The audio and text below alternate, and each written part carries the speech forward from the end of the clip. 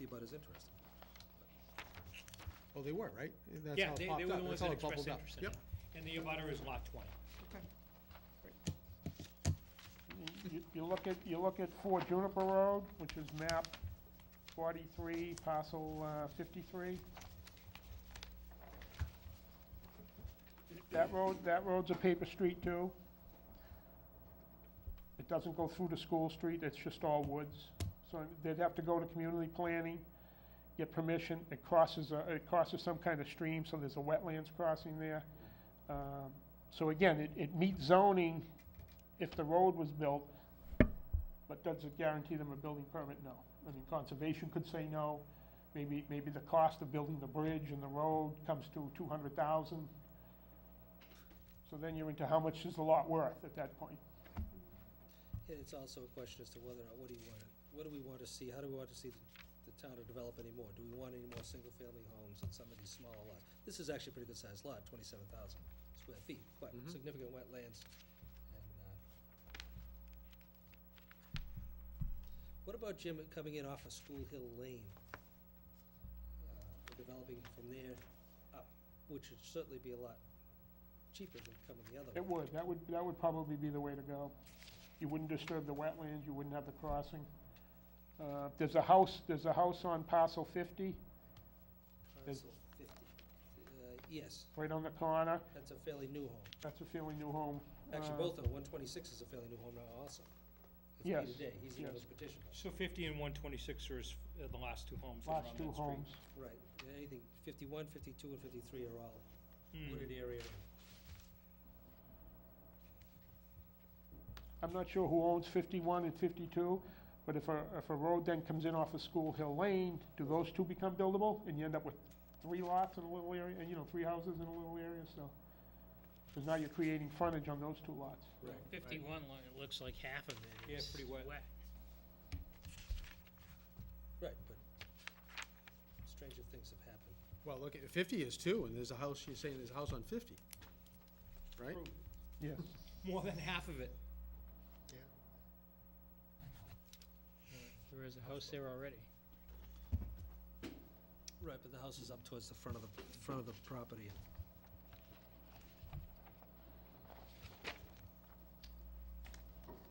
Every lot in town has its own little unique problem. Thanks, Snoop. My question is, Greg, I have the 5 here that you presented tonight, Right. and then our CPC administrator gave us a packet with 42 lots in Yeah, there. we're not gonna discuss those tonight. We're not gonna discuss them at all? No.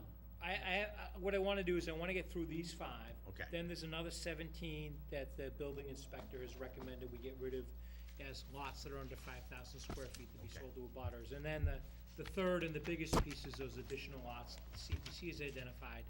And the building inspector and I have also identified some additional lots that we wish to consider.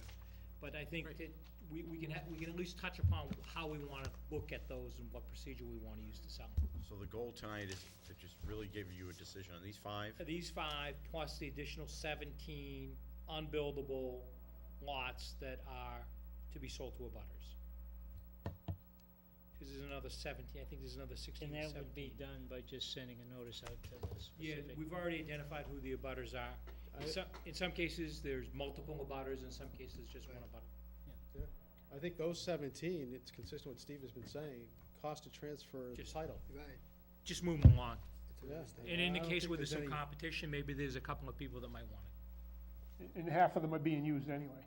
Oh, sure. Sheds and Yeah. They'll clean up that mess. swing sets and. Lawns and sheds and everything else. Greg But and I do want to talk about those additional lots too, though. And Greg and I had a discussion about Let's do the it. additional lots, is maybe forming a subcommittee to look at them, rather than, As Mr. DeComo said, every lot has a history.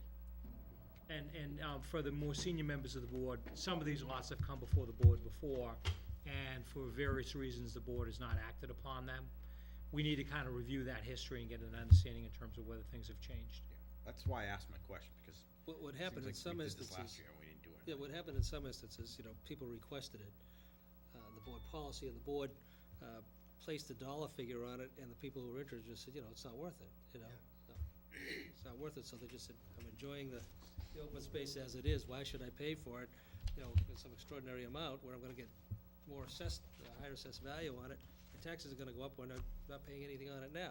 That's why I've been saying for years, like I said, just for the cost of transferring it, become part and parcel of the other parcels, and It's the minimum bid. Yeah, that's the minimum bid, move them along. Greg? Then you get people saying, okay, I'll take it for that. Right, they'd love to take it at that point. Yeah. right, on some of the properties where they, parcels where they cover a few properties, okay, is the plan to break it down to each? Oh, gosh, no. Property. No, we would sell it as one piece. If we get into the process of dividing parcels, But what happens it if? creates all types of issues to us. So if I have property A and property B also has a thin line of property like we have on Main Street, all right, that means that if I buy it, I buy that whole property and that's abutting other people's property? Oh, sure. Sure. If somebody wanted. I know that if there are multiple The group, abutters, somebody buys it as part of a group, and then they pay for the dividing it. that's how it's been done in the Give each past. other easements, there's a whole host of things. that can be done. That's exactly how it's been done in the past. If there's a group that is interested in purchasing a piece of property, my recommendation would be is we sell it to one person and let that group work privately and behind the scenes to divide it up and do it. You don't wanna get involved with that. Yeah, that's what we've done in the past, with like, but some parcels where, you know, two abutters, you say, one of you buy it, Cut your own deal. got your own deal and handle it. And they have, so. Okay. We're out. Yeah, it's the only way to really do it. And there's one parcel. Excuse me, that may influence what we put on as a deed restriction, so if there's two Right. parties that are gonna do that, we won't necessarily require them to make it parcel of theirs. Give them the opportunity to subdivide it, and then we'll put a restriction on that it can't be sold can't be a buildable lot. Right, Just leave it at that, and then let the abutters work it out.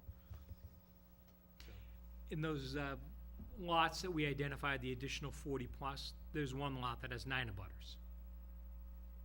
If we were to divide it up, you know, everyone would end up with a piece of the property, 500 feet. you know, 50 by 25. Oh, is that behind Lindor Road? Oh, yeah. That whole strip that goes down. Right, so you wanna knock these off one by one? Let's do it. I'm sure. So in terms of the, again, the recommendation is to, the ones that the residents have inquired about, with the exception of 22 Oakhurst Terrace and 35A Cedar Street, the proposal is that we move forward and advertise those for sale. Advertise it for sale. Now, in the advertisements, are we going to tell them what some of the deed restrictions may be? Actually, what we have to do is, the next step is we have to have a public hearing. And at that public hearing, we will give you an opportunity to pick and choose any restrictions that you want on the property. Karen's always prepared a menu. Right. We'll have that menu before the board. You'll need to establish the value of the property, the minimum bid, and any restrictions that you wish to set, and You then. do that all at the hearing? Or you do Yes. it prior to the hearing? No, we'll do it at the hearing. And that becomes the public notice, Got it. Then, okay, so that people know what they're bidding on. excellent. So you're proposing on that group to do that at our next meeting? Right, and I'd like, there are some notice requirements. If you look at the board's policy to sell town-owned land, we have to send out, we have to advertise. Possibly comes up the first meeting in September, not because we wanted to, just Public because of. hearing Yeah, notice. the public hearing notice requires it to come up a little bit later. Good. And then we've got those additional properties that we refer to as the, I call them the orphan lots. You got the 17, Yeah, the 16 to 17, is it 17 total, Suite 17. Suite 17. Got it.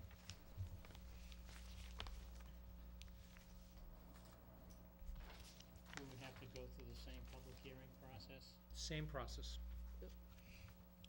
But it gives us an opportunity to notify all the abutters in writing, give them an opportunity to come in and indicate an interest in the property. Gotta do it. So do that at the same public hearing?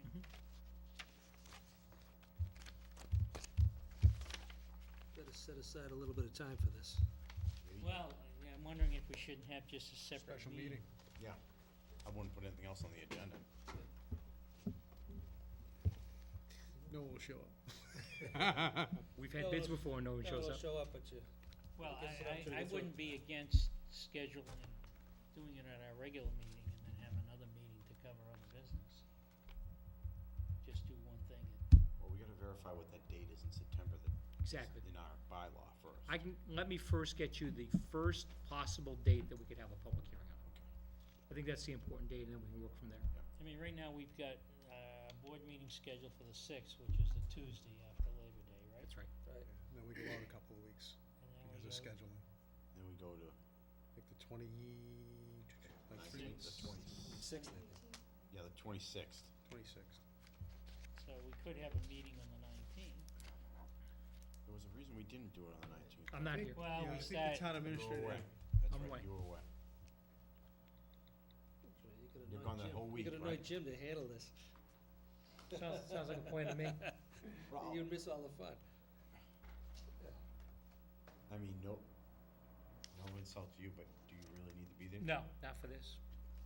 So maybe we Don't be can so still quick do to it. bow out.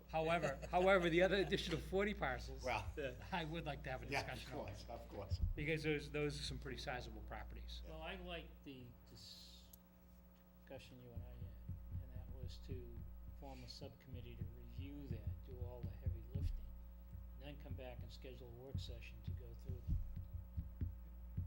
Maybe we generate a list of things that we want identified for each one.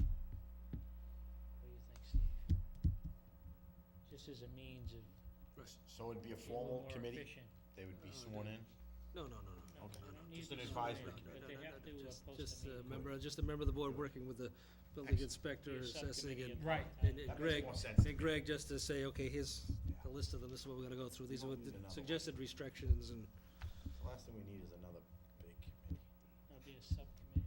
Yeah, I mean, Oh, I'd call it advisory. you know, one of the things that we looked at in the list of CPCs is there's some pretty large parcels that are there.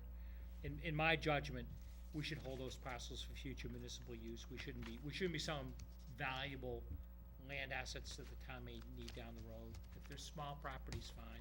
But certainly large properties, it would be my judgment that we would wanna hold on to those and Well, land we back. wanna work with the CPC hand in hand with all this, right? Yeah.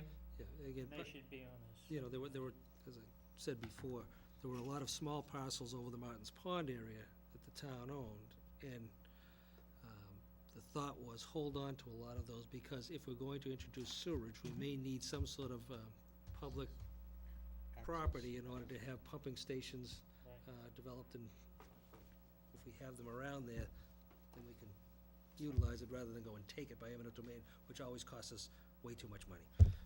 Really? Generally, yeah. But, None of us can think of an instant where it didn't. right, yeah, I can't think of a real good deal. Okay. So, getting back to the date, 19th would be the hearing for the 3 that you discussed tonight, plus the Sweet 17. Yep. 19th and the 6th would be our regular meeting, is that, That's correct. certainly gets around. And the issue. 26th would be a regular meeting.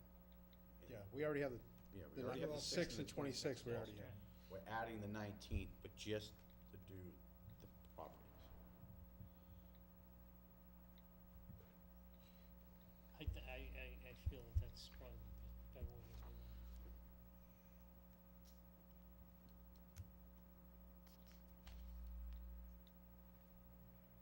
And Right. Greg, you're not gonna be there? on the No, but you'll 19th? have we'll have recommendations and everything And- worked out between now and then. The administrative support that might be needed. Right. Mr. DeCola. Well, if it's I think we should just put it in as a tentative until we get confirmation with CPC that they can meet. Right? I mean, I don't think we'd wanna go and put this in stone without getting there.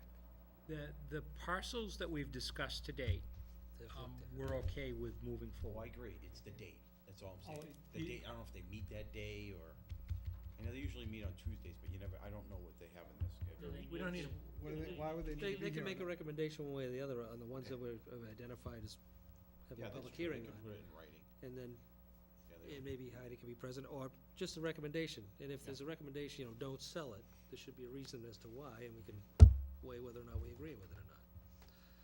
That sounds fair. Okay, so 19th it will So, be. so at this point, we just wanna make sure the CPC's notified, formally notified, to look at these 3 plus the 17 and make a formal recommendation on those.